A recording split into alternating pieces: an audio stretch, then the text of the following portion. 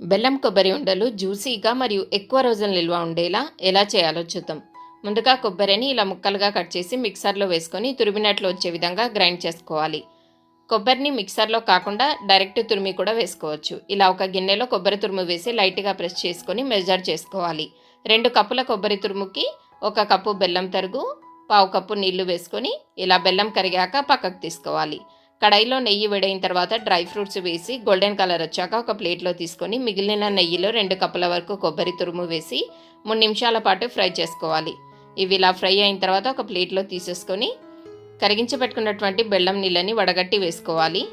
ముదురు తీగ పాకం వచ్చిన తర్వాత వేయించి పెట్టుకున్న కొబ్బరి తురుము, డ్రై ఫ్రూట్స్, యాలకల పొడి, నెయ్యి వేసి మొత్తం అంతా కలుపుకొని ఇలా కొద్దిగా మిశ్రమం తీసి ఉండలాగా చుట్టగలిగినప్పుడు స్టవ్ ఆఫ్ చేసుకోవాలి. ఇది కొద్దిగా గోరువెచ్చగా అయిన తర్వాత లడ్డూల్లాగా చేసుకోవాలి.